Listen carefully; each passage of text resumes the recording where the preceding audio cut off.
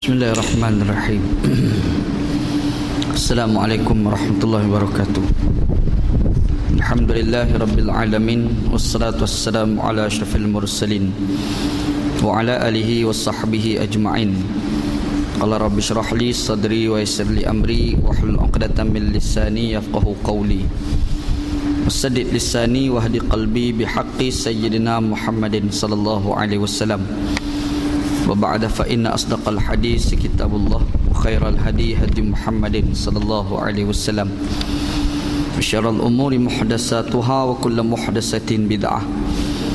اللهم علمنا ما جهلنا ya Allah ya Tuhan kami, ajarkan kepada kami apa yang kami jahil. Wa dzakirna ma nasina, ingatkan balik kepada kami apa yang telah kami lupa. Allahumma faqihna fid din, ya Allah ya Tuhan kami, fahamkan kami agama. Wa'allimna ta'wil, ajarkan kepada kami Al-Quran. Allahumma rzuqna ilman nafi'a, ya Allah ya Tuhan kami, rezekikan kepada kami ilmu yang memberi manfaat. Wa amalan salihan mutaqabbala, dan amalan yang salih dan amalan tersebut diterima. Wa rizqan halalan tayyiba, dan rezeki yang halal dan rezeki tersebut baik. Wa qala Allah Ta'ala fi muhkamit tanzilih, A'udzu billahi minasyaitonir rajim. Bismillahirrahmanirrahim. Ala ya'lamu man khalaqa wa huwal latiful khabir. Huwal ladzi ja'ala lakumul arda zalulan famshu fi manakibiha wa kulu min rizqihi wa ilaihin nusyur. Sadaqallahul azim. Ketahuilah Allah Subhanahu wa taala, Tuhan yang mencipta itu mengetahui. Wa huwa latiful khabir, dan Allah Subhanahu wa taala itu adalah Tuhan yang maha cermat. Al-khabir, lagi maha mengetahui. Huwa alladhi ja'ala lakumul arda zalulan, dialah yakni Allah Subhanahu wa taala yang menjadikan bumi untuk kamu mudah digunakan. Famshu fi manakibiha, dan berjalanlah kamu di pelusuk bumi. Wa kulu min rizqihi, dan makanlah olehmu daripada rezeki-rezeki Allah Subhanahu wa taala. Wa ilaihin nusyur, dan kepada Allah Subhanahu wa taala akan dikembalikan. Sadaqallahul azim. Benarlah firman Allah taala dalam Al-Quran surah Al-Mulk ayat 14 dan ayat ke-15. Alhamdulillah, syukur pada Allah SWT. Pada malam ni kita bertemu di masjid kita ni untuk kita sambung kuliah tafsir kita yang lepas. Mudah-mudahan kuliah tafsir kita pada malam ni dan lepas-lepas diberkati oleh Allah Subhanahu wa taala, insya-Allah. Dalam kuliah kita yang lepas kita baca ayat ke-12 dan 13 dalam kuliah kita yang lepas. Ayat ke-12 Allah Subhanahu wa taala ada sebut tentang manusia yang takut kepada Allah secara gaib. Kita sebut hari tu manusia ni dia takut pada Allah ni, yang pertama secara gaib. Ada satu lagi ni zahir. Yang takut secara zahir ni apa yang telah terimplikasi pada hidup dia. Seperti contoh, dia takut pada Allah apabila dia nampak musibah. Dia boleh takut pada Allah Subhanahu wa taala apabila dia ni ada benda-benda yang boleh terkena pada diri dia. Bila dia terasa, bila dia tengok, bila dia dengar, baru tak boleh rasa takut pada Allah. Yang tu dia takut kepada Allah dengan sebab ada elemen-elemen yang zahir. Tapi ada satu lagi, dia takut kepada Allah Subhanahu wa taala walaupun dalam elemen yang gaib, iaitu tak ada sebab musibah, tak ada sebarang benda yang dia tengok, dengar, semua tu tak ada, tapi dia tetap juga boleh takut kepada Allah. Orang macam ni Allah Subhanahu wa taala nyatakan bagi mereka ni dapat keampunan dosa, satu, yang kedua dia akan dapat balasan pahala yang besar. Dua perkara Allah Taala bagi. Kenapa Allah Taala dahulukan maghfirah berbanding ajrun kabir? Kenapa Allah Taala dahulukan keampunan dosa berbanding pahala? Kenapa? Itu kita dah sebut. Ada seorang ulama tafsir namanya Tahir Ibnu Ashur. Al-Imam Tahir Ibnu Ashur, dia tulis satu kitab. Kitab tu nama At-Tahrir wa Tanwir. Kitab tu, dalam tu dia ada kupas kenapa Allah Ta'ala dahulukan ampun dosa dulu baru Allah Ta'ala sebut pahala. Iaitu datang satu konsep yang dinamakan sebagai At-Takhalli dan At-Tahalli. At-Takhalli maksudnya pengosongan jiwa daripada sifat-sifat mazmumah, daripada sifat-sifat tercela. At-Tahalli, pemenuhan diri kita dengan sifat-sifat mahmudah. Mazmumah tercela, mahmudah terpuji. kita nak buang sifat-sifat mazmumah ni, sifat-sifat tercela ni, kita kena fikir dosa-dosa yang kita buat. Bila kita ingat balik dosa-dosa yang kita buat, bila kita ingat tu, yang tu secara automatik kadang-kadang perasaan kita tu untuk nak minta ampun dengan Allah tu makin kuat. Disebabkan nak berjayanya jadi manusia yang sempurna. Kalau orang belajar tasawuf dipanggil al-insanul kamil. Kalau kita bisa belajar ilmu tasawuf, dia ada satu istilah yang ulama tasawuf selalu guna, al-insanul kamil, manusia yang sempurna. Manusia yang sempurna ni adalah manusia dalam jiwa dia tidak ada sifat tercela, terkutuk, tapi dalam diri dia dipenuhi dengan sifat-sifat terpuji. Sifat-sifat mazmumah tak ada, dalam diri dia penuh dengan sifat-sifat mahmudah. Jadi sifat mazmumah mahmudah tu kan. Jadi buang tu macam mana? Masa dia tu duduk berjalan dalam hidup selama hari ni dia kena fikir dosa dia buat. Bila dia fikir dosa dia buat tu, dia akan ada satu perasaan dia nak minta ampun dengan Allah. Bila dia minta ampun dengan Allah, adalah konsep maghfirah. Jadi bila berjayanya takhalli pengosongan, baru pergi pada pengisian. Pengisian apa dia? Sifat-sifat mahmudah, sifat-sifat terpuji. Macam mana dia nak dapatkan sifat-sifat terpuji? Dia memikirkan tentang macam mana nak berterima kasih dengan Allah. Macam mana nak berterima kasih dengan Allah? Maka dia buat ibadat. Bila dia buat ibadat, implikasinya dia dapat pahala. Jadi itu proses untuk menjadi manusia yang baik yang Allah Ta'ala nyatakan dalam Quran. Allah Ta'ala mulakan dengan pengampunan dosa, baru Allah Ta'ala sebut tentang pahala. Hikmah lah, hikmah Allah Subhanahu Wa Ta'ala bila dia pergi susun ayatnya begitu. Dan Allah Subhanahu Wa Ta'ala nyatakan ada manusia dia takut pada Allah secara gaib ni, dia Allah Ta'ala bagi dua kelebihan tadi, ampun dosa, satu lagi Allah Ta'ala bagi pahala. Ada tak manusia-manusia sebegitu? Ada. Nabi SAW ada sebut tentang manusia sebegini. Antaranya Nabi SAW jadi sebut tentang ada 7 golongan manusia yang Allah Ta'ala akan bagi bayang-bayang arash. Di hari tiada bayang-bayang melainkan bayang-bayang arash. Tuh akhirat nanti. Antaranya Nabi SAW ada sebut rajulun da'athu imra'atun zatu mansabin wa jamalin faqala inni akhafullah. Nabi SAW kata seorang lelaki yang ada perempuan cantik, ada macam-macam ada dekat dia lah. Mansabin ni dia ada kedudukan. Jamal ni kecantikan. Perempuan tu cantik, tiba-tiba dia ajak kita berzina. Kita ni nak berzina tu tak mau kerana apa? Sebab takut kepada Allah. Orang macam ni Nabi SAW kata akan dapat bayang-bayang arash Allah Subhanahu Wa Ta'ala. Nabi sallallahu alaihi wasallam ada sebut juga pasal rajulun, seorang lelaki yang dia ni tasaddaqa bi yaminihi fa akhfaha hatta la ya'lam bi shimali. Orang yang dia infak di tangan kanan tapi tangan kiri dia tak tahu. Bukan maksud dia infak tu dia tangan juruk dalam poket, bukan macam tu. Nabi Muhammad cakap ni sastra Nabi. Nabi nak gambarkan kadang-kadang dia infak tu bukan nak tunjuk ke orang. Dia infak tu dalam keadaan orang tak tahu. Itu yang dikatakan infak tangan kanan, tangan kiri tak tahu. Apa lagi orang yang malam-malam tu dia bangun dikala orang tengah tidur, dia ni berzikir menitik air mata dia. Disebut oleh Nabi sallallahu alaihi wasallam. Orang macam ni dia ada ciri-ciri yang Allah Taala sebut dalam Quran, takut kepada Allah secara gaib. Allah Taala sebut dalam Quran. Lain ada satu hadis Nabi sallallahu alaihi wasallam yang lain, sahabat Nabi pergi jumpa Nabi sallallahu alaihi wasallam, dia bagi tahu, dia kata kami ingat pada Allah bila kami duduk bersama dengan kamu wahai Rasulullah sallallahu alaihi wasallam. Dia ada orang macam tu Syekh. Ada orang ni kadang-kadang dia jumpa orang tu, dia tengok orang tu dia ingat pada Allah. Kalau orang tu tak ada, dia tak apa nak ingat sangat pada Allah. Ada kadang-kadang guru-guru agama, orang nak mengajar agama, dia tu bukanlah lawan mana pun, dia bukan handsome mana pun, tapi kita tengok muka dia tu, teringat pada Allah. Kadang-kadang ada orang macam tu. Kalau orang macam ni kita jumpa tu, orang macam ni berharga. Berharga sebab kita tengok boleh ingat pada Allah. Kadang-kadang tapi janganlah sampai melampau tu sampai dia tengok muka Tok Guru ingat pada Allah, dia pun pergi ambil gambar guru tu, masa dia semayang dia letak gambar kat depan. Yang tu kacau pula. Yang macam geng Syiah dok buat kan. Orang Syiah ni dia semayang, dia letak gambar Tok Guru dia kat depan. Macam Ayatullah Al-Khumaini itulah. Al-Khumaini, kalau kita tengok duk cari maklumat dalam internet, cari gambar-gambar Ahmad Dinejad. Ahmad Dinejad tu presiden Iran dulu. Dia ni bila dia nak semayang tu, dia akan ambil gambar Khumaini dia letak kat depan. Kenapa dia letak kat depan? Dia punya perasaan dia bila tengok gambar Khumaini ingat pada Allah. Tak, yang tengok orang tu ingat pada Allah tu bagus. Yang tak bagus ni time semayang pun kena buat gambar tu yang tak elok tu. Yang tu tak apa elok tu. Dia Syiah ni dia buat kepercayaan dia tak ada masalah.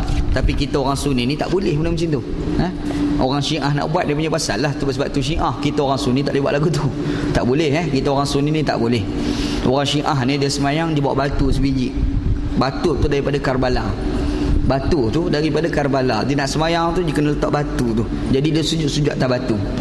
Batu hak kena ada tu bukan wajib dalam aliran dia tu, sunat je dalam aliran dia.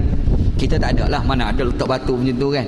Jadi dalam aliran dia kena ada butir batu. Kalau semayang tak ada butir batu tak ada apa dalam aliran dia. Tapi kalau semayang kalau ada butir batu tu bagus. Kenapa? Sebab dia letak kepercayaan yang dikatakan sujud ni mesti letak dahi ni dekat bumi. Kepercayaan orang Syiah. Sebab definisi sujud ni wad'ul jabha 'alal ard, letak bumi ni atas bumi. Bumi itu bumi betul lah kalau macam ni kapet. Jadi atas kapet dia pun tak boleh kena bagi Syiah. Batu tu bila bumi itu bumi yang paling mulia di mana tu? Bumi Karbala.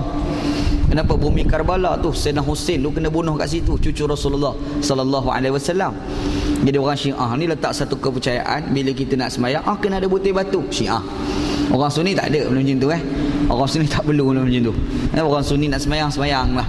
Cuma kalau kita sebut segi afdal sembahyang ni, pakai sejadah tak pakai sejadah, afdal lagi tak pakai sejadah. Kadang-kadang ada orang tanya mana kita tempat yang paling afdal, kita sembahyang tempat ada kapet ataupun kita sembahyang atas batu marble tu. Kalau orang tanya, anak kata batu marble tu. Kenapa batu marble? Sebab Nabi SAW pernah sembahyang, masa nak sembahyang ada sahabat ulurkan sejadah masa Nabi tengah sembahyang. Dia letak kat tempat Nabi SAW nak sujud. Nabi masa nak turun sujud, Nabi tarik, Nabi buang. Nabi sujud di atas tanah. Nampak tu ada hadis benda ni telah dirungkai oleh Imam Ibn Qayyim Al-Jauziyah. Ada boleh dia tulis panjang macam ni lah. Jadi kalau kita nak cerita sejadah tak sejadah, memang afdal tak pakai sejadah. Tapi kalau dah pakai sejadah tak payahlah buang. Ustaz bagi tahu hari ni, esok ustaz datang mana habis sejadah. Bukan sejadah kapet-kapet pun hilang. Apa ni hilang pun? Ustaz kata tidak afdal kami buang. Janganlah lagu tu. Pakailah kapet tu. Tapi nak bagi tahu tu ada beza cara semayang kita orang Sunni dengan cara semayang orang Syiah.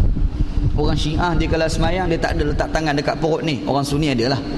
Yang kita Sunni ni ada letak kat perut, ada letak kat dada, ada satu letak dekat ni, dekat hari-hari tu, bawah pada pusat. Hak letak dekat bawah pusat ni kat hari-hari tu mazhab Hanafi. Mazhab kita Syafi'i dekat perut ni, antara dada dengan pusat. Mazhab Maliki letak dekat dada ni. Kenapa dia letak macam ni? Semua tu ada sebab. As-salatu hiya ad-du'a. Semayang ni adalah doa. Jadi segala perbuatan semayang kita merupakan doa. Masa kita letak tangan dekat dada macam kita berdoa. Ya Allah Tuanku, bagilah hati aku ni hati yang baik. Masa kita letak tangan kat perut macam kita berdoa. Ya Allah Tuanku, bagilah rezeki aku dalam perut ni rezeki yang baik. Kalau kita letak tangan kat hari-hari ni macam kita berdoa. Ya Allah Tuanku, bagilah nafsu syahwat aku ni nafsu syahwat yang baik. Ada falsafah ni. Dan letak tangan tu sendiri tu sunat, bukan wajib. Kalau ada orang semayang lepas dia tak letak kat tangan perut, jangan marah ke dia, biar dia semayang lagu tu. Dan kita pula jangan duk buat lagi pelik, tengok orang semayang tak letak ni Syiah apa. Janganlah. Syiah memang dia tak ada letak tangan kat perut, sebab tu orang Syiah semayang dia luruskan tangan, tu Syiah.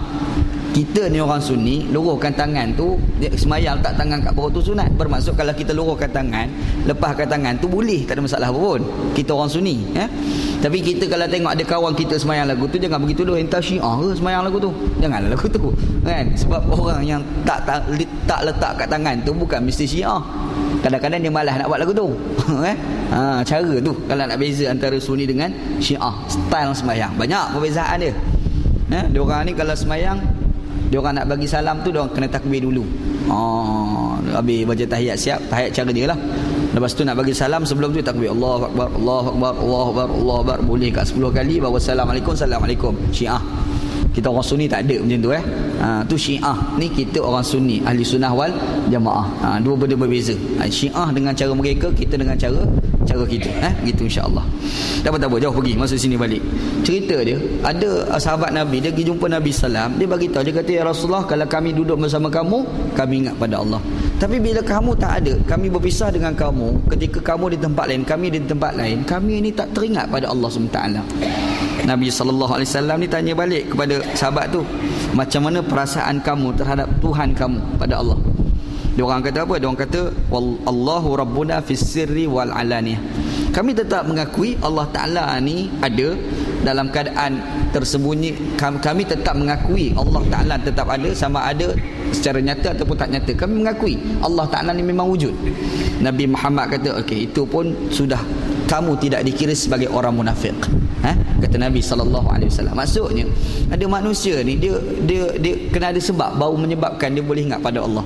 Tapi ada manusia ni tak ada sebab pun dia boleh ingat pada Allah. Duduk kali-kali sesaja pun dia boleh ingat pada Allah. Tapi ada manusia ni kalau ada musibah baru ingat pada Allah. Kalau sakit ingat pada Allah. Kalau tak sakit mampu tak ingat pada Allah. Ada kan? Kalau kita jumpa masa sehat-sehat ni, kalau sembang tu kita sembang dunia saja. Tapi bila dia sakit kita pergi ziarah, kita sembang Pak Haji, oi banyak sangat sebut Allah ni. Ya Allah, Allah ingat pada Allah. Sihat lupa balik. Ada lagu tu kan? Yang tu bukan maksud dalam ayat kita baca. Yang kita nak sebut dalam ayat kita baca ni, Allah Ta'ala pamerkan ada sebab ke, tak ada sebab ke, dia tetap ingat pada Allah Subhanahu wa Ta'ala. Orang macam ni Allah Ta'ala bagi ampun dosa, satu lagi Allah Ta'ala bagi balasan pahala yang cukup besar. Tu janji daripada Allah. Dan Allah Ta'ala ada sebut juga hari itu yang kita sebut tentang tersembunyi ke perkataan kamu, dalam keadaan dengar ke orang ke perkataan kamu, Allah Ta'ala tetap tahu apa yang ada di dalam hati kamu. Ingat Allah Ta'ala dah bagi tahu pada kita, kita bercakap ni slow ke, kita bercakap kuat-kuat ke, yang pasti Allah Ta'ala tahu apa yang ada di dalam hati. Hati ni penyebab apa yang keluar di mulut. Mulut ni tak akan terkeluar kecuali ada permulaan dia. Permulaan tu terletak di hati. Maksud tak? Sebab tu Islam ajar pada kita, nombor satu ni bersihkan hati. Bila kita bersihkan hati, insya-Allah tindakan kita, cakap kita, perbuatan kita tu akan jadi baik. Tapi kalau nampak ada perbuatan yang tak baik, tindakan yang tak baik, cuba cek hati dia. Hati tu sini ada masalah. Sebab Nabi sallallahu alaihi wasallam ada sebut, ala inna fil jasadil mudghah. Dalam jasad manusia ada seketul daging. Baik yang ni, habis lain. Baik. Tapi kalau buruk yang ni, buruk yang lain. Ala wahyal qalb. Nak tahu benda tu namanya hati. Tu kata Nabi sallallahu alaihi wasallam. Cuma yang kita sebut hari tu tentang zikir yang baca dengan kuat, satu lagi zikir baca dengan perlahan. Kita dah sebut hari tu zikir yang terbaik, zikir yang baca dengan perlahan. Kita dah sebut hari tu kan. Zikir yang terbaik baca dengan perlahan. Baca dengan kuat bukan salah, tapi tidak afdal. Nabi sallallahu alaihi wasallam ni lepas sembahyang Nabi wirid. Ada wirid Astaghfirullahalazim, la ilaha illallah wahdahu la syarikalah, Allahumma antas salam. Tu memang ada dalam hadis Nabi sallallahu alaihi wasallam. Tapi macam mana Nabi Muhammad sallallahu alaihi wasallam baca? Nabi baca tu perlahan. Nabi baca kuat jarang-jarang sekali.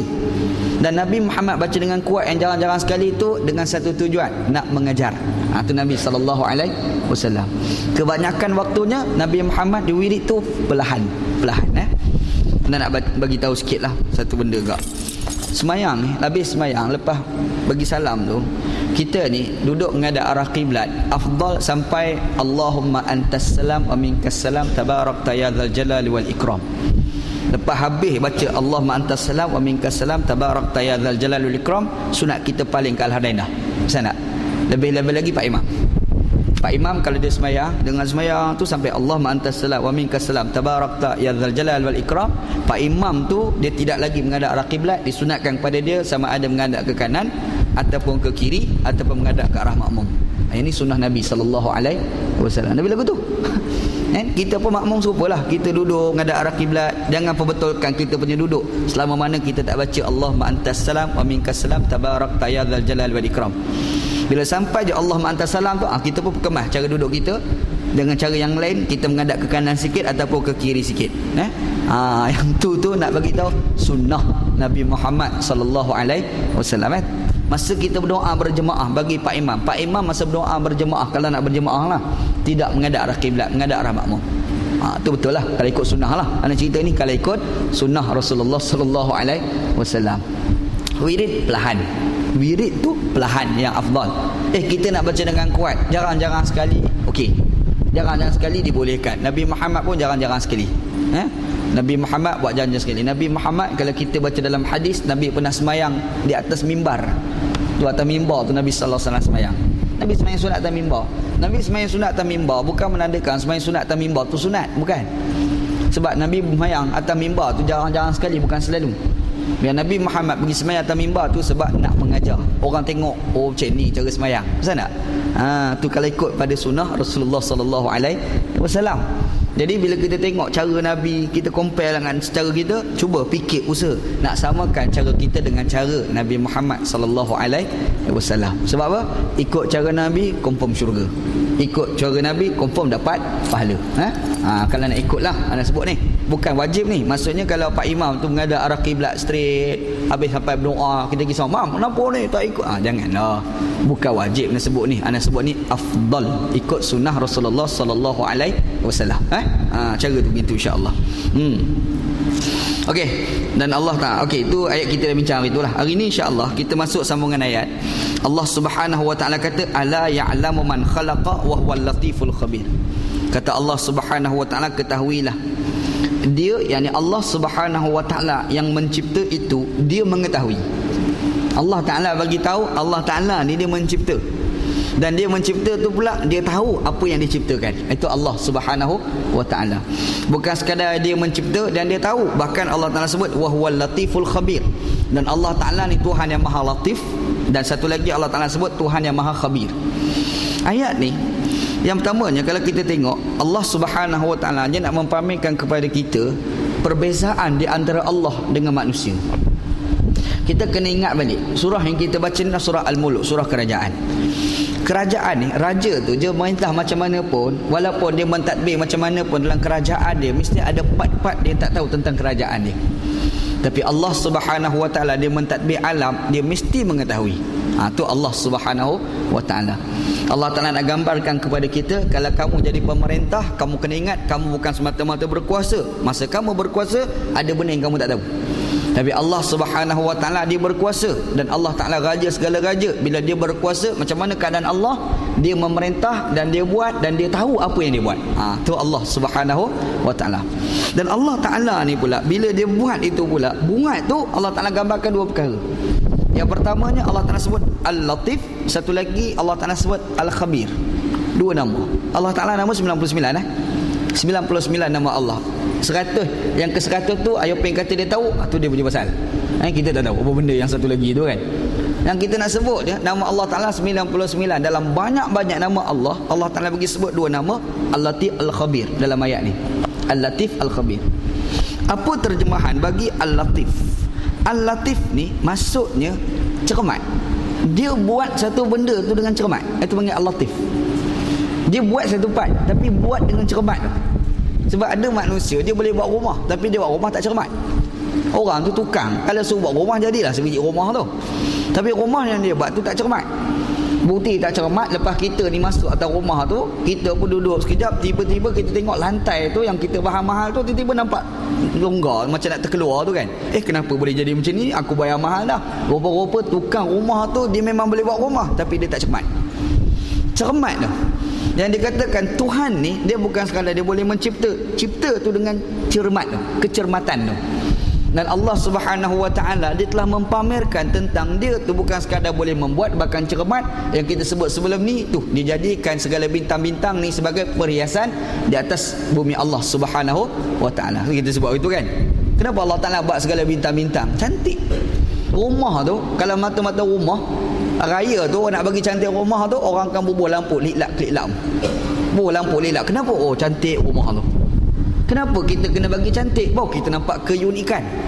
Bila ada kecantikan, ada keunikan, kita akan nampak kecermatan tu. Allah Subhanahu wa taala lagu tu. Allah Subhanahu wa taala ni dia bukan sekadar buat, bahkan dia cermat. Tu Allah Subhanahu wa taala. Syekh, kita jumpa orang cermat ni, respect. Kadang-kadang jumpa orang cermat, dia ada satu cermat yang menyusahkan kita, satu masalah juga tu. Dia cermat tu, dia boleh pakai ke baju, dengan baju tengok depan cermin ni, serban aku ni pusing pula buka. Ya Allah, nak boleh ke pakai baju sampai 2 jam, itu sakit jiwa juga orang macam tu. Jadi orang cermat sampai kita sakit jiwa. Yang ni tak bagus lah. Yang kita nak sebut ni, kadang orang tu memang cermat. Dia kalau bercakap ni punya cermat, perkataan yang nak digunakan tu pun dah ambil kira. Betul tak? Orang cermat, orang sastra sebagai contoh. Orang sastra kalau dia bercakap, dia nak guna sebarang kalimah tu, dia fikir 4-5 kali kalimah nak digunakan. Sebab orang cermat. Orang nama apa, Pak Sama Said, orang sastrawan negara kan. Dia kalau cakap tu, kita dengar tu sedap dengar. Sedap, dia ungkap tu sedap.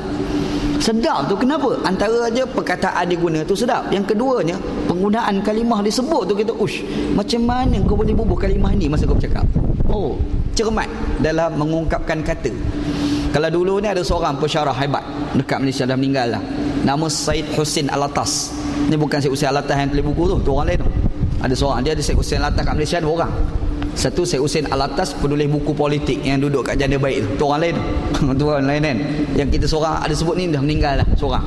Syekh Hussein Alatas, seorang pensyarah hebat dekat Universiti Melaya. Dia ni, dia pernah membahaskan tentang penggunaan kalimah ideologi. Dia kata ideologi ni apa? Dia bahas ideologi ni, dia kata banyak orang menterjemahkan sebagai fikrah, pemikiran. Dia kata semua tak tepat. Terjemahan bagi ideologi ni yang paling tepat adalah cita sempurna. Dia guna kalimah cita sempurna. Wow, kita Masya Allah, memang cermat. Dia menggunakan kalimah dalam menterjemahkan kalimah ideologi itu cukup cermat. Ada? Ada. Kat Malaysia sekarang apa ada? Sekarang ada yang jenis cermat menggunakan kata. Minta maaf sebutlah, orang tu nama Dr. Siddiq Fadil.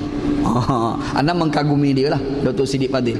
Kalau rajin dengar ceramah-ceramah dia ungkap tu layan. Dia baca satu ayat Quran, dia bagi terjemah satu-satu kalimah tu, kita dengar tu, macam mana dia boleh guna kalimah tersebut. Itu gambarannya cermat. Kita mengkagumi orang cermat. Allah Ta'ala ni Tuhan Maha cermat. Allah Ta'ala ni Tuhan Maha cermat. Dia buat langit bumi ni bukan semata-mata nak bagi ada. Dia buat tu mesti nak mempamerkan kecermatan tu. Itu kelebihan yang ada pada Allah Subhanahu wa Ta'ala. Dan Allah Ta'ala ni dia mempamerkan yang dia ni bukan sekadar cermat, tapi ada satu lagi, Al-Khabir. Al-Khabir kita nak terjemah boleh, Maha mengetahui boleh, tapi dia kurang tepat. Tapi Al-Khabir ni terjemahan yang paling tepat, Tuhan yang ada pengalaman terhadap benda yang dia tahu. Faham ke tak ni? Aku terjemah ana pula Ali, betul ke guna kalimah ni? Seorang ni Syekh, dia tahu sebab dia belajar. Ada satu lagi, dia tahu sebab dengan pengalaman hidup dia. Mana lebih mengetahui? Seorang ustaz main mengajar. Mengajar tajuk dia wuduk ataupun tajuk dia semayang. Ustaz bagi tahu masa kita nak semayang angkat takbir macam ni. Ni ustaz bagi tahu angkat takbir ni, ustaz tu bagi tahu tangan ibu jari kita ni dekat cuping telinga yang bawah. Lepas tu jari kita yang atas tu suruh sama tinggi dengan cuping telinga kita yang atas, bersetentang dengan bahu. Ustaz tu cakap lagu tu. Kita pun dengar faham ustaz tu cakap, tapi dia tak berapa nak mendalam sangat yang kita faham tu. Yang satu lagi ni, ustaz ni dia bukan sekadar bagi tahu. Dia kata tangan ni, dia bukan cakap tu. Dia sendiri bangun dia kata macam ni. Angkat tangan ni, tak tangan macam ni macam ni tangan ni. Lepas tu ustaz bahu ni macam ni. Lepas tu dia kata kita pun ramai-ramai bangun buat macam anak buat ni. Pakak-pakak buat. Kita dapat kepahaman tu tak macam yang ustaz mengajar sekadar bagi tahu je. Dapat pengetahuan, pengalaman, dapat ilmu tu bukan sekadar teori, dia dapat praktikal sekali. Orang tu dia mengajar bab wuduk. Dia kata Nabi SAW berwuduk ni macam ni, macam tu, macam ni, macam tu. Kita pun dengar ustaz tu dia syarah cara berwuduk. Ustaz pun tengok muka macam tak faham. Dia kata kita ramai-ramai pergi dekat bilik air, pakak-pakak pergi kat kolah nak wuduk tu. Dia kata macam ni, dia ambil air, dia pun cuah, kita pun tengok. Cara kita faham tu dengan ustaz tu cerita macam ni tak sama. Kepahaman tu mesti tak sama. Kepahaman secara teori, satu lagi pemahaman secara praktikal tu tak sama, mesti tak sama. Pemahaman secara praktikal tu lebih dalam berbanding pemahaman secara teori semata-mata. Orang belajar medik, orang jadi doktor.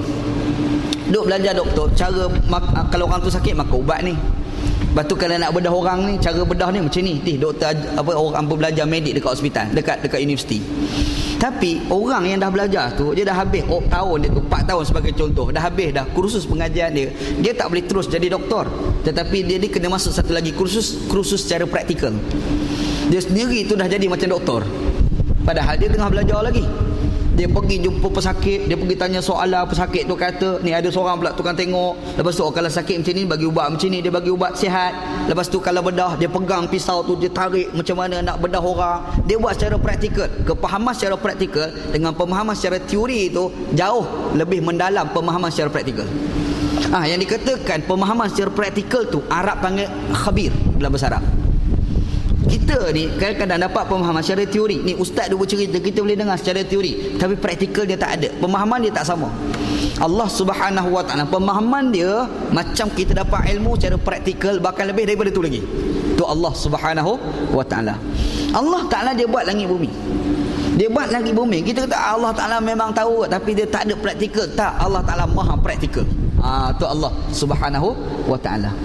Praktikalnya dalam keilmuan Allah Subhanahu wa Ta'ala, sampai yang sulit-sulit pun Allah Ta'ala tahu. Tahu Syekh Allah Ta'ala ni. Kita kadang-kadang jumpa orang yang benda tersembunyi boleh tahu. Kita kagum banyak. Polis sebagai contoh. Polis ni Syekh, dia ni duk hari-hari duk tahan orang, nak cek orang ada apa ni rotek mati ke tidak, apa ni lesen hidup ke tidak. Hari-hari dah buat. Kadang-kadang dia tengok muka orang tu pun dia dah tahu ni lesen mati ke tidak. Kadang-kadang dia duduk kat tepi tu, dia tengok jalan. Ada seorang tu, ini kena berhenti. Bila dia berhenti pergi tanya, tengok lesen, memang lesen mati. Macam mana dia boleh tahu? Padahal yalah lesen tu dalam beg duit kita, bukan beg duit polis tu. Lesen tu dalam beg duit kita, bukan dalam beg duit polis tu. Tapi polis tu sebab hari-hari sangat dia tengok muka kita ni, Mamat ni memang lesen mati. Dia boleh agak tu. Kita ni yang masa kita buat lesen, ni kadang-kadang ni hati duk bercakap ni nak tunjuk lesen dekat polis. Ni terasa nak tunjuk lesen dekat polis. Masa naik kereta ni, polis tak pernah minta lesen. Berapa tahun? 7, 8 tahun. Kita geram lah. Aku ni buat lesen tu je 8 tahun dah, tapi polis tak pernah nak tengok lesen aku. Tiba-tiba satu hari polis ni tahan kita dan dia minta lesen kita. Kita pun aku 8 tahun dah berhasrat nak tunjuk lesen aku ke polis. Kita tunjuk lesen tu, bila polis tu tengok, lesen kita mati. Dia tengok mati. La ilaha illallah. Masa hidup selama-lama hidup tu tak pernah polis nak tengok lesen kita. Time mati itulah polis nak tengok. Macam mana polis tu boleh tahu? Wallahu alam. Mungkin sebab hari-hari duk tahan orang ni, dia pun boleh agak Mamat ni lesen mati. Dia boleh agak. Nampak? Kita jumpa orang macam tu, kagum banyak lah kan. Hakim dekat mahkamah. Dia panggil seorang peguam bela, mari seorang pesalah pun duduk dekat kandang pesalah tu. Dia pun tengok muka kawan tu, Mamat ni bersalah. Dia boleh agak ada Mamat tu bersalah. Hakim tu, padahal peguam tak bercakap lagi, tapi dia boleh tahu ni salah, yang ni tak. Sebab apa? Sebab luar lagu mana hari-hari duk tengok muka orang bersalah tak muka bersalah. Naik seorang, ini Mamat ni bersalah. Naik 2, 3, 4, kalau muka pesen macam ni bersalah. Kan? Kalau orang tak bersalah, pesen lain sikit muka dia. Sebab apa? Kebiasaan. Hebat Syekh. Dapat ilmu macam ni kan. Ada apa orang macam ni? Ada. Kalau belajar tradisi Islam, dia ada ilmu ni, dia panggil ilmu firasat. Dan kita ni kadang-kadang kita boleh mengagak orang itu bagaimana berdasarkan kepada raut muka wajah dia. Ada orang putih pada belajar. Orang putih belajar ilmu tu dia panggil ilmu psikoanalisis. Tu kalau orang belajar yang orang putih punya lah. Kalau orang Islam ni ilmu tu dia belajar namanya ilmu firasat. Anak belajar tapi tak banyak, tu masalah. Belajar tapi tak banyak kan. Dia bila kita boleh tahu benda tersembunyi, bila orang tu tanya kita berjawab, macam mana kau boleh tahu? Ilmu yang diberikan oleh Allah Subhanahu wa taala.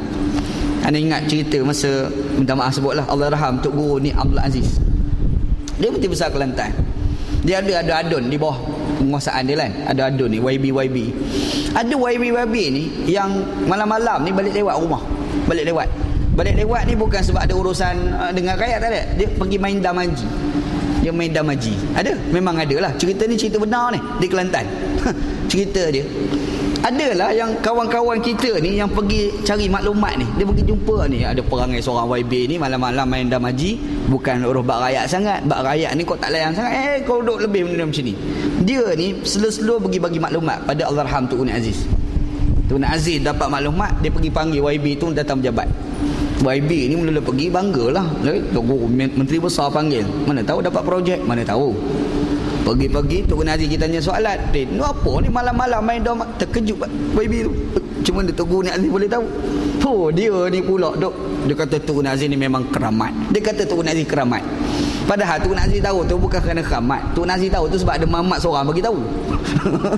Ada seorang mamat tahu yang Tok Guru Aziz ni pun pandai, dia tak bagi tahu siapa yang bagi tahu kat dia. Jadi sampai sudah dia diam tu menyebabkan orang ramai-ramai mengatakan Tok Guru Aziz ni memang keramat. Tapi nak bagi tahu kita ni, kalau sungguhlah Tok Guru Aziz ni tahu tanpa ada orang bagi tahu, kita kagum banyak Syekh orang macam tu. Tak? Macam mana kau boleh tahu? Kan? Aduh, banyak cerita nah. Tak apalah, cerita tu banyak sangat. Tapi nak bagi tahu tu, mengetahui benda tersembunyi tu, pengetahuan tu cukup mengagumkan. Kita kena ingat Allah Ta'ala lebih daripada itu. Yang dikatakan Allah Ta'ala lebih daripada itu, itulah yang dimaksudkan dengan Allah Ta'ala sebut wa huwal latiful khabir. Allah Ta'ala ni dia bukan sahaja mencipta, tapi bila dia cipta dia tahu benda yang dicipta. Dan dia cipta tu pula cermat, khabir, mengetahui, tahu betul-betul tahu. Benda yang sangat-sangat tersembunyi pun di bawah pengetahuan Allah Subhanahu wa taala. Macam kita lah duduk macam ni kan, kita tak sedar, mana tahu dekat celah-celah ni ada semut sebagai contoh. Kita tak pernah fikir pun dekat bangunan ni celah tu ada semut. Kita kena ingat dalam keadaan kita tak pernah fikir tu ada semut dekat celah bangunan, Allah Taala tahu semut tu buat apa. Nak dapat ilmu macam mana? Wallahu alam. Itu memang pemberian daripada Allah Subhanahu wa taala kalau kita nak dapat ilmu macam tu. Tapi Allah Taala bagi ke? Agak mustahil. Sebab manusia memang tidak boleh mengatasi ilmu Allah Subhanahu wa taala. Masya-Allah. Bila Allah Ta'ala dia begitu, dia mencipta, dia mengetahui, dialah layak yang mentadbir. Yang tu dikatakan sebagai al-muluk, kerajaan. Betul tak? Dan Allah Ta'ala sebenarnya nak bagi tahu kepada kita, sebagai sebuah kerajaan, pemerintah itu dia mesti ada ilmu dan dia ni mesti cermat. Tu yang dikatakan sebagai pemerintah. Kalau Allah Ta'ala yang mentadbir dunia ni, dia ada ilmu dia pula mendalam dan dia tu cermat. Sebagai pemerintah nak memastikan rakyat dia baik, dia kena cermat, dia mesti ada ilmu. Masalah kadang-kadang ada pemimpin ilmu pun tak ada, yang tu kacau tu. Dia bercakap tu kita, Allahumma awak bongok sangat Mamat ni, malu kat orang. Betul tak? Kadang-kadang ada ilmu tapi tak cermat pula, rosak juga pada rakyat. Allah Ta'ala nak gambarkan sebagai pemerintah dia kena ada ilmu, cermat, satu lagi ilmu tadi. Betul tak? Yang tu dikatakan sebagai sebenar-benar pemerintah begitu. Okey, sambungan ayat kata Allah Subhanahu wa taala, huwallazi ja'ala lakumul arda zalulan famshu fi manakibiha wa kulu min rizqihi wa ilaihin nusyur.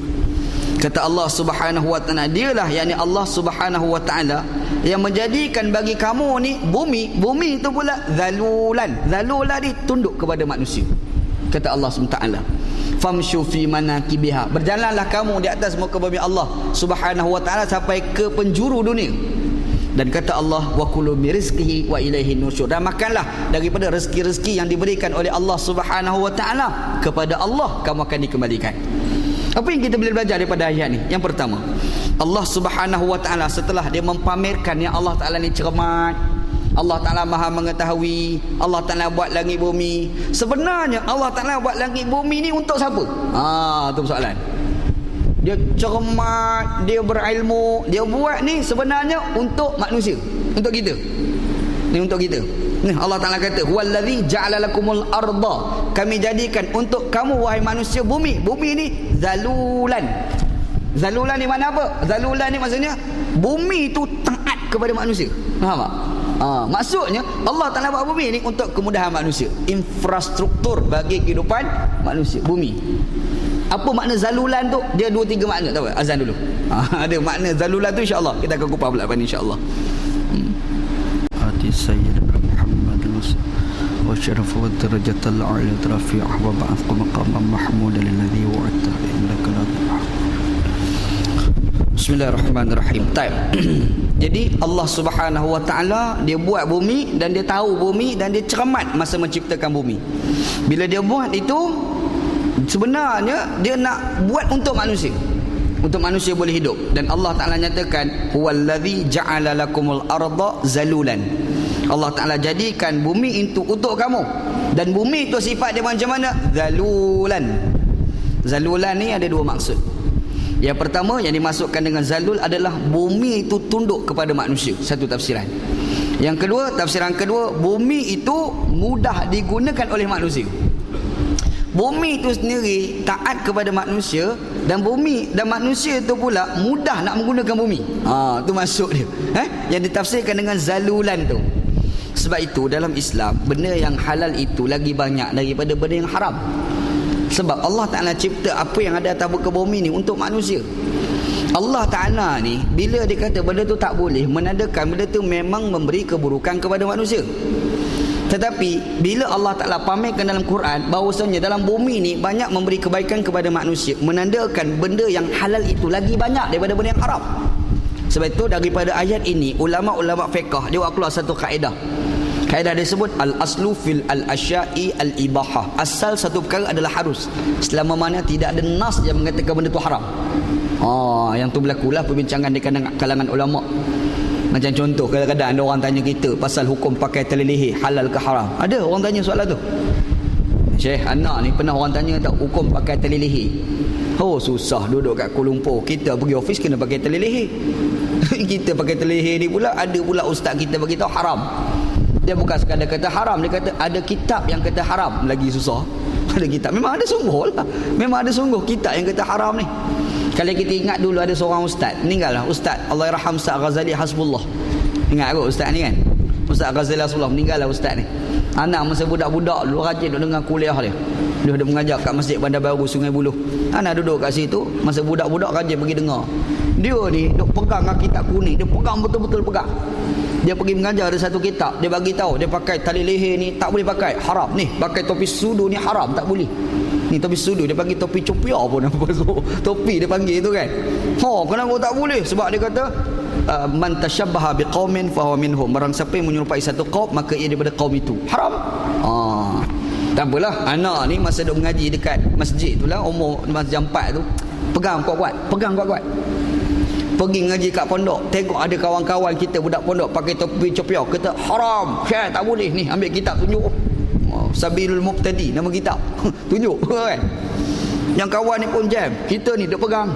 Pergi ngaji Pakistan pula, ulama Pakistan ni pakai serban besar-besar. Topi sudu mampu tak jumpa. Kita ni masuk kelas tak pakai serban, pakai kopiah. Serban dia tak pakai. Tok guru marah sakan, mana serban? Pergi pakai serban baru masuk kelas. Oh, kena pakai serban masuk kelas. Okey lagi lah. Tak apalah, dekat Pakistan tiba-tiba dapat tawaran belajar dekat Azhar, belajar Azhar. Masuk kelas Azhar terkejut, Syekh Azhar mengajar pakai topi sudu. Jam. Macam mana tok guru aku pakai topi? Dulu duk belajar kata haram, hari ni Syekh kita pakai topi sudu. Dan ulama-ulama Azhar ni ada yang macam tu. Dia ulama Azhar ni kadang just terror ni pun ada juga. Kita pergi dekat masjid dia tu, khatib khutbah tu pakai baju t-shirt. Boleh bayar khatib khutbah pakai baju t-shirt. Agak-agak rasa apa jadi kat masjid ni. Contohlah anak sekali satu hari buat perangai, mari khutbah kat sini pakai seluar jeans, pakai t-shirt, pakai cap pula. Khutbah Jumaat. Mengumpat ada kat setahun mengumpat. Agak kan. Dekat Azhar ni ulama Azhar dia style macam tu. Ada yang dia pakai jubah, pakai serban. Ada tak yang style pakai seluar jeans, pakai t-shirt. Imam, khatib bila khutbah cukup ilmiah. Bulan Ramadan tu dia boleh cerita pasal zakat siap dengan kiraan lagi. Atas mimbar dia cerita kiraan, kalau harta kau banyak ni, nisab dia keadaan ni, maknanya harta yang kena bayar zakat banyak ni. Atas mimbar dia pergi kira siap. Berombrang. Yang khutbah tu masa dia khutbah dia pakai seluar jeans, dia pakai t-shirt. Kita pun termenung panjang. Kita orang Malaysia lah, Arab tu okey ya. Arab tu biasalah budaya kami, budaya kita ni pelik. Kita ni, anak ni boleh tengok, rasa tak tenang. Macam mana ni Syekh ni pakai topi ni, topi sudu ni. Cap tu lah. Lepas tu ada pula separa-separa masa kelas pakai tali leher. Kita ni, dulu mengaji, tok guru kata haram, hari ni Syekh pula pakai. Pergi tanya. Bila rasa tak sedap tanya soalan, macam mana ni Syekh hukum ni? Dia pun jawab. Dia kata, yang dikatakan topi sudu katanya pakaian orang kafir, katanya lah. Ni tali leher ni katanya pakaian orang kafir. Dia tak boleh pakai sebab menyerupai orang kafir, kerana Nabi Muhammad kata man tashabbaha biqaumin fa huwa minhum. Barang siapa yang menyerupai satu kaum maka ia daripada kaum itu. Hadis tu, dia bahas hadis. Hadis tu sebenarnya dia memfokuskan dalam perkara-perkara yang melibatkan keagamaan. Kita ni tak pasal-pasal pergi cari jubah padri pergi pakai. Itu gila banyak. Padri pun pakai jubah juga. Betul tak? Padri pakai jubah. Kalau pergi dekat Xavier Church lah, tak pergi jauh, Xavier Church. Anda pernah pergi, tak maaf sebutlah, anda pergi dengan YB Khalid Samad. Tak maaf sebut nama pula. Orang politik bukan boleh marah ke orang pula. Anda pergi masuk sebab YB Khalid Samad ni dia ada debat dengan padri seorang dekat Xavier Church Petaling Jaya. Dia tak ada kawan, anda pun menawarkan diri untuk jadi kawan, untuk pergi sama-sama dalam program tu. Anda pergi. Hari tu lepas main Jumaat, anda pakai jubah hari tu. Anda masuk dalam gereja tu, Khalid Samad dia pakai baju tu lah, baju batik dia tu, YB ke baju batik kan. Anda suka kutuk, anda kata baju Pulau Sawu panggil dia kan. Kita ni pakai jubah, anda pakai jubah ni. Lepas main Jumaat, kita masuk tu, kita pun tengok padri pakai jubah. Padri tu pakai jubah. Kita pun pergi kat tepi tengok kain jubah, style bentuk jubah. Kadang-kadang geram nak tanya, ini jubah beli ke Saudi ke? Geram nak tanya. Kadang tu rasa nak tanya soalan macam tu. Sebab lebih kurang beza dekat mana? Jubah diorang ni ada tali dekat pinggang. Jadi satu tali tu dia letak kat keliling pinggang tu kan.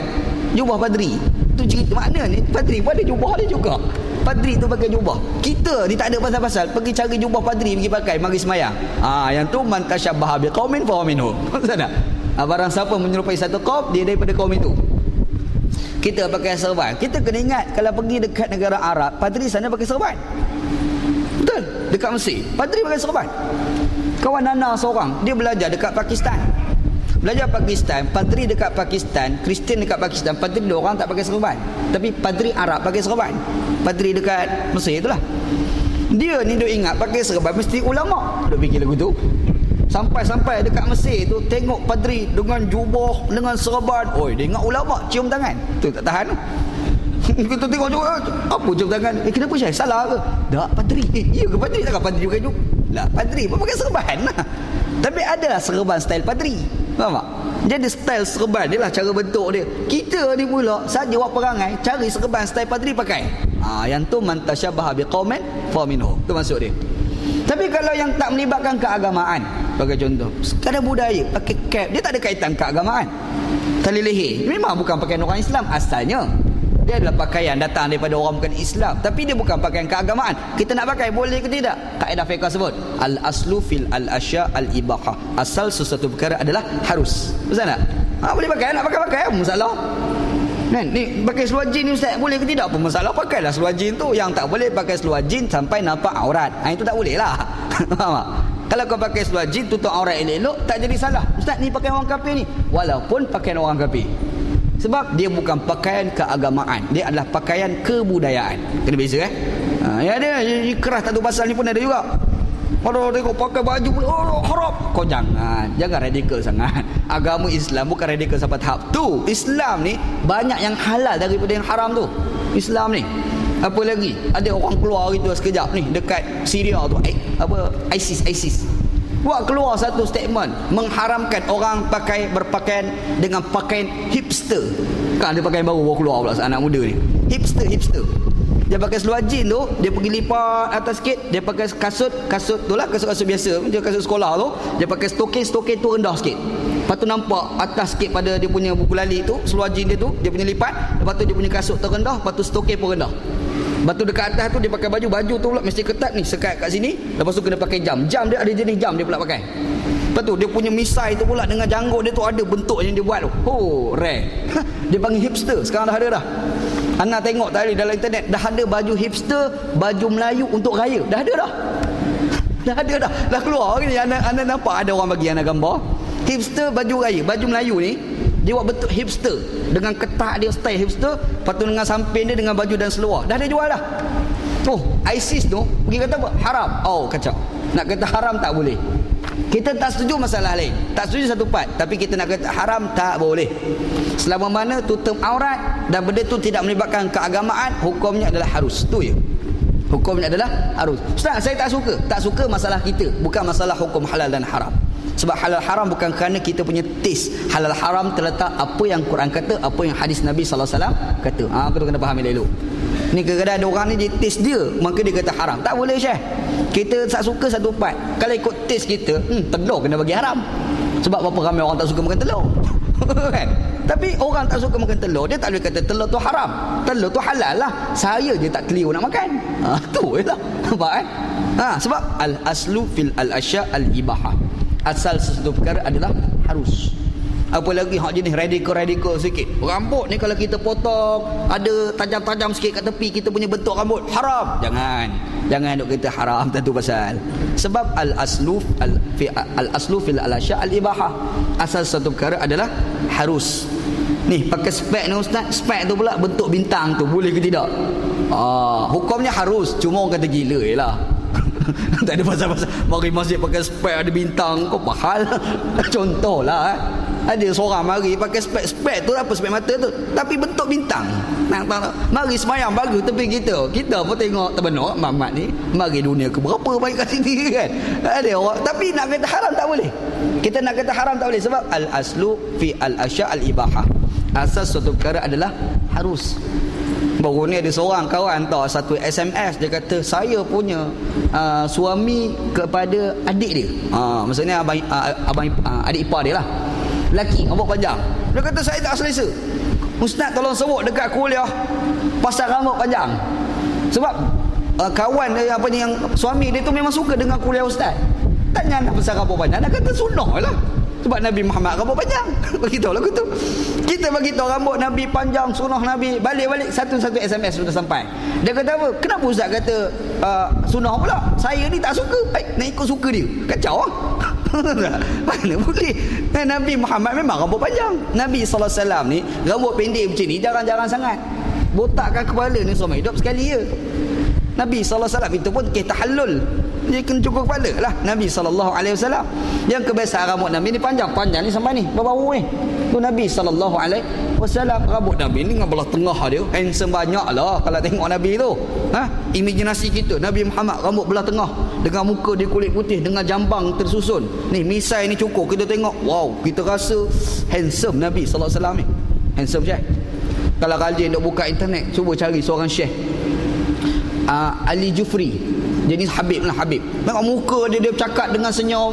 Itu tu orang kata kuda Rasulullah, keturunan Rasulullah tu, kita tengok pun syok dah. Bayangkan kalau tengok muka Nabi SAW, macam mana agak kan?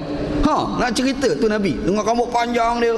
Habib ni rambut panjang, lepas tu dia serban dia dengan jambang tersusun. Dia bercakap tu dengan nampak senyum masa bercakap. Kita tengok tu susah hati, jadi senang hati tengok. Hati tu susah tengok muka dia, lega banyak. Rambut Nabi rambut panjang. Bagi tahu yang tu, Nabi rambut panjang. Budak-budak rambut panjang jangan nak marah ke dia. Sebenarnya budak-budak rambut panjang dia lama dah ikut sunnah. Kita je selama hari ni duk ikut sunnah Hitler. Belah tepi ni yang mula-mula sekali buat Hitler. Kita pun rambut belah tepi. Sunnah Hitler lah tu, bukan sunnah Nabi. Kita tahu berikut Nabi SAW. Poin yang saya nak bagi tahu, Islam ni nak ajar pada kita yang halal itu lagi banyak daripada yang haram. Berbeza dalam bab ibadat. Dia ada satu bab ibadat, satu lagi lain daripada ibadat, dia panggil adat. Yang bab adat ni, yang daripada ibadat ni, asal satu perkara adalah harus. Selama mana tidak ada nas yang mengatakan haram. Kalau ada nas kata haram, haram lah, tak boleh lah. Haram ataupun nas kata haram, ataupun satu lagi mendatangkan kemudaratan, haram. Macam mazhab Hanafi, dia kata tak boleh makan sotong. Kita boleh makan sotong. Kita kata kenapa haram makan sotong? Kita tanya mazhab Hanafi. Mazhab Hanafi kata sotong ni haram sebab makan boleh memudaratkan dalam mazhab Hanafi. Kita kata bila mudarat aku makan sedap tak ada apa pun. Anda rasa mungkin Imam Hanafi masa tu dia makan tu dia kena gaut. Anda rasa lah. Anda rasa lah pun. Dia kena gaut, dia berkata haram sebab memudaratkan. Anda rasa lah kan. Kita tak ada gaut, makan okey kan. Kenapa dia kata haram? Sebab nas memang tak ada sebut pasal sotong. Nas cerita pasal sotong memang tidak ada. Tapi perbahasan ni apakah memudaratkan ataupun tidak. Katak boleh makan ke tidak? Ni radikal. Dalam mazhab Syafi'i haram makan katak sebab dua alam. Tak boleh. Tapi kalau buka kitab mazhab Maliki, halal itu dia. Terkejut kita. Anak mula baca terkejut. Halal katak mazhab Hanafi, mazhab Maliki. Bila kita baca mazhab Maliki kata halal tu, kita dah teringat Cina-Cina dekat Malaysia. Kita pergi dekat pasar-pasar dia orang tu pagi-pagi tu, kita tengok apa benda terbongkang. Sebab dia buang kulit siap dah katak tu terbongkang. Kita tengok, bila tahu katak nak termuntah. Kita nak termuntah tengok. Bila kita baca kitab mazhab Maliki baru tahu rupa-rupa Cina kat Malaysia lama dah mengamalkan mazhab Maliki. Kita baru tahu lama dah mengamalkan mazhab Maliki. Memang mazhab Maliki kita boleh, mazhab kita Syafi'i hukumnya adalah haram, tak boleh. Betul kan? Okey, kenapa debat ni boleh berlaku? Sebab pergi pada satu kaedah. Al-aslu fi al-asya'i al-ibahah. Asal satu perkara adalah harus. Apa dalilnya? Ni ayat kita baca ni. Allah Ta'ala kata, "Huwallazi ja'ala lakumul arda zalulan." Dialah, yakni Allah Subhanahu wa Ta'ala jadikan untuk kamu bumi ni tunduk kepada kamu. Maksudnya segala bumi-bumi yang ada dalam bumi ni, selagi mana tidak ada nas mengatakan haram, hukumnya adalah halal. Kita boleh memanfaatkan benda tersebut. Ini dalil yang kita baca ni kan. Dan Allah Ta'ala bukan sekadar kata yang tu. Allah Ta'ala bagi tahu pula sambungan ayat, kata Allah, "Famshu fi manakibiha." Berjalanlah kamu sampai dekat ke pelusuk dunia. Manakib ni bahasa Arab. Asal-asal makna manakib ni bahu. Ni panggil manakib ni. Ni Arab panggil ni mangkib dalam bahasa Arab Ni mangkabain, dua bahu. Tapi kalau nisbah kepada bumi, tempat-tempat yang tinggi, bukit lah. Allah Ta'ala bagi tahu kau berjalanlah atas muka bumi Allah Ta'ala hatta ke atas bukit tu pergi. Kenapa Allah Ta'ala galakkan kepada kita berjalan? Travel dia memang ajaran Islam. Islam memang galakkan kita travel. Ada orang buat pergi berjalan macam-macam, pergi berjalan kan. Pergilah jalan mana-mana pun, memang dia galakkan dalam Islam. Maka Allah Ta'ala sebut, siru fil ard fanzuru kaifa kana aqibatul mukadzibin. Jalanlah di atas muka bumi Allah Subhanahu wa taala dan lihatlah bagaimana golongan-golongan yang dustakan kepada Allah dulu lakukan dulu. Tengok. Kita pergi dekat Mesir, kita tengok macam mana teknologi Firaun, tapi Firaun itu dibinasakan oleh Allah. Kita pergi dekat kita pergi kat Laut Mati. Kita pergi kat Laut Mati tu, teringat macam mana budaya liwat yang berlaku dalam masyarakat itu dan begitu dibinasakan oleh Allah. Kita pergi dekat dekat Jordan tu, ada satu bukit yang dipahat buat bukit. Kita teringat pembangunan pada era pemerintahan kaum Ad dulu dan mereka pun dibinasakan oleh Allah. Allah Ta'ala suruh berjalan. Dan berjalan ni pula sampai dekat atas bukit pun pergilah kalau boleh pergi. Allah Ta'ala suruh pergi. Kenapa? Sebab orang ni kalau dia berjalan, dia berfikir tak macam orang tak berjalan. Kita ni duduk kat Malaysia, kita punya cara berfikir sama tak orang yang raja pergi luar negara? Tak sama. Anak ni masa belajar dekat pondok, anak tak rasa tok guru yang paling alim, Tok Guru Haji Abdullah. Itulah manusia paling alim atas muka bumi. Anak ni dok rasa macam tu. Tiba-tiba pergi belajar Pakistan, ubah kita punya rasa tu. Daripada kita dok rasa Tok Haji Lah ni yang paling alim, kita kata tak, dia tak alim lagi. Ada lagi yang alim. Siapa dia? Tok Guru Maulana Zarwali Khan, Tok Guru Ana lah. Kenapa? Sebab punya alim mengajar tak pernah buka kitab. Tu yang kita kagum. Mengajar ni tak pernah buka kitab. Betul-betul bawa kepala. Duduk atas kursi tu, lepas tu pergi baca hadis an tu diingat lagi. An kadang-kadang dia tak larat, suruh anak murid seorang baca. Anak murid tu baca kitab.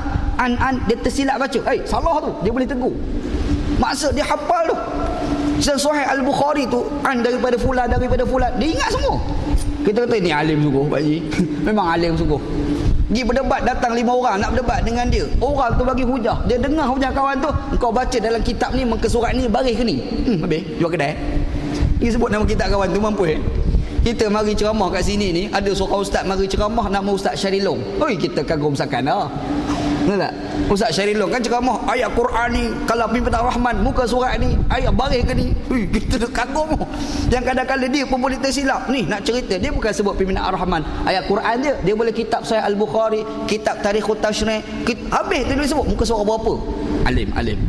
Kita punya persepsi mengatakan Tok Haji Abdullah alim ni berubah. Kita rasa tak ada lagi alim pada Tok Haji Abdullah ni. Nama Zarwali Khan, Maulana Zarwali Khan. Habis kat situ tak, pergi ke Mesir, lagi terkejut, lagi canggih pada tua dia. Bila tanya soalan, hukum yang kau tanya soalan ni aku dah baca dalam 30 buah kitab. Lagi rare. Maksudnya bila kita luar perjalanan, kita punya pengalaman je lain. Cara kita berfikir dah tak sama. Betul tak? Orang yang duduk satu, dia mengaji dengan seorang ustaz, dengan dia mengaji dengan ramai ustaz, cara berfikir dia tak sama. Betul. Islam ajar pada kita kena ada berfikir secara terbuka. Islam ajar. Seorang pemimpin, dia kena famshu fi manakibiha. Dia kena berjalan sebab biar terbuka. Dia janganlah sebagai pemimpin dia hanya pergi berjalan negara-negara Arab. Bila pergi negara Arab, dia tengok negara Arab macam mana. Tu, orang kecil dekat tepi dinding tu berlambak. Dia pergi ke negara Arab dengan bergaluh dia akan fikir Malaysia jauh lagi baik daripada negara Arab. Dia tak ada satu cita-cita nak buat negara Malaysia lagi baik daripada yang ada sekarang. Tapi kalau dia tu berjalan pergi kat negara yang maju, pergi kat mana? Amerika. Dia pergi dekat London, dia pergi kat Sweden, dia tengok negara maju, dia balik, macam mana aku nak jadikan Malaysia boleh maju macam Sweden? Kenapa suruh berjalan? Nak dapat imajinasi bila kau mentadbir negara. Quran aja dah. Betul Allah Ta'ala kata famshu fi manakibiha, berjalan. Sebagai pemimpin dia kena berjalan. Kenapa? Dia pergi dapatkan imajinasi. Bila dapat imajinasi, macam mana dia nak buat kebaikan untuk rakyat dia. Inilah falsafah ayat surah Al-Mulk. Jalan atas muka bumi Allah Subhanahu wa taala. Wa kulu min rizqihi, dan makanlah daripada rezeki-rezeki Allah Subhanahu wa taala. Apa maksudnya? Sebagai seorang pemimpin, dia perlu berfikir untuk memastikan rakyat dia dimakan benda-benda yang halal. Ini kena fikir. Sebuah negara kadang-kadang ada sistem riba, betul-betul membebankan rakyat. Dia kena fikir nak bagi satu alternatif yang rakyat boleh mengelak daripada benda yang haram, namanya riba. Dia kena fikir. Sebab rizku, benda haram tak akan dibagi sebagai rezeki. Rezeki ini adalah benda yang halal, itulah rezeki. Dan rezeki dengan dok faham, makan dia, duit dalam bank dia, itu salah satu makna rezeki. Rezeki ni luas. Ilmu yang ada dalam diri kita ni pun satu rezeki. Berapa ramai orang belajar tak faham. dengar kuliah ni, berasap-asap dah dengar kuliah, pantang dengar ustaz ceramah, jauh pun pergi, tapi dapat tak ilmu? Tak. Sebab apa? Masa ustaz kuliah, dia duk berimajinasi sampai dekat negara India. Kacau. Dia tak dapat ilmu tu, kepahaman tu keadaan pemberian Allah. Dia dapat kepahaman satu rezeki daripada Allah. Ni nak ceritanya, seorang pemimpin ni dia akan fikir macam mana rakyat dia yang masuk mulut dia tu benda yang halal. Ilmu yang dapatkan rakyat dia, ilmu yang manfaat sebagai pemimpin. Sebab tu Allah Ta'ala sebut dalam surah Al-Mulk, surah kerajaan, dia sebut benda macam ni. Tetapi dalam kamu buat semua perkara, kamu jangan lupa yang terakhir, apa dia? Wa ilaihin nusyur. Kamu semua akan kembali pada Allah. Kamu dapat keamanan, jangan kata keamanan ni aku buat. Tak, keamanan ni diberi oleh Allah. Allah Ta'ala bagi kemewahan dalam negara kita. Kita tengok kemewahan ni sebab aku. Jangan. Kemewahan ni datang daripada Allah Subhanahu wa Ta'ala. Apa-apa pun kembali pada Allah. Sebab kalau kita nak cerita keamanan, Fir'aun memerintah di Mesir masa tu pun aman juga. Fir'aun masa dia merintah Mesir tu mewah juga. Tapi dia tak ada wa ilaihi nusyur, kembali pada Allah, tak ada. Dia mula mengatakan inni rabbukumul a'la, akulah Tuhan paling tinggi. Nampak? Sebab tu Islam ajar pada kita surah Al-Mulk, Allah Ta'ala Maha berkuasa. Allah Ta'ala memerintah segala langit dan bumi, Allah Ta'ala memerintah. Dan Allah Ta'ala bagi kekuasaan pada kita untuk memerintah di dunia. Tapi bila kamu memerintah, kamu kena ingat ni susunan-susunan yang telah disebut oleh Allah. Allah Ta'ala pamerkan, kau ceritalah kebaikan macam mana pun, kau ceritalah orang kena berjalan open minded macam mana pun, tapi satu benda kamu jangan lupa, kembali kepada Allah Subhanahu wa Ta'ala. Oh cantik, amal hayati. Kita akan dapat rasa pengamalan surah Al-Mulk ni kalau kita boleh laksanakan dekat negara kita, aman negara kita. Sejauh mana kita menghayati ayat yang kita baca, yang tu kita kena fikir. Mudah-mudahanlah Allah Ta'ala bagi kekuatan pada kita boleh amalkan ayat kita baca ni. Mudah-mudahan Allah Ta'ala bagi kesedaran pada kita setelah kita dengar kupasan daripada surah Al-Mulk ni. Mudah-mudahan Allah Subhanahu wa Ta'ala bagi kekuatan pada kita boleh memahami Al-Quran dengan cara yang betul, dan insya-Allah Allah Ta'ala bagi pahala yang besar dan syurga dia kepada kita lah insya-Allah. Wallahu alam. Insya-Allah akan datang kita akan bincang pula pasal apa kaitan langit dengan bumi pula dalam pemerintahan. Sebab ada cerita juga, kadang-kadang orang pergi jumpa minyak dekat satu kawasan. Ana ni duduk kat Sungai Buloh contoh, jumpa minyak kat bawah rumah Ana. Okey, minyak tu kepunyaan Ana ke kepunyaan rakyat secara umum je? Macam mana perbincangan berdasarkan pada Al-Quran? InsyaAllah kita kupas dalam kuliah akan datang. Wallahu alam. Kalau ada kupas tu kena ambil lagi 2 jam. Kacau banyak kan? Wallahu alam. Sallallahu ala sayyidina Muhammad wa ala alihi wa sahbihi ajma'in walhamdulillahi rabbil alamin. Bismillahirrahmanirrahim. Alhamdulillahi rabbil alamin wassalatu wassalamu ala syafil mursalin wa ala alihi wa sahbihi ajma'in. Allahumma rzuqna ilman nafi'a. Ya Allah ya Tuhan kami, rezekikan kepada kami ilmu yang memberi manfaat, wa amalan salihan mutaqabbala, dan amalan yang salih dan amalan tersebut diterima, wa rizqan halalan thayyibah, dan rezeki yang halal dan rezeki tersebut baik. Rabbana atina fid dunya hasanah. Ya Allah ya Tuhan kami, berikan kepada kami kehidupan kami dunia baik, fil akhirati hasanah, dan juga di akhirat baik, wa qina adzabannar, selamatkanlah kami daripada azab api neraka. Wa sallallahu ala sayyidina Muhammad wa ala alihi wa sahbihi ajma'in walhamdulillahi rabbil alamin. Taqabbalallahu minna wa minkum.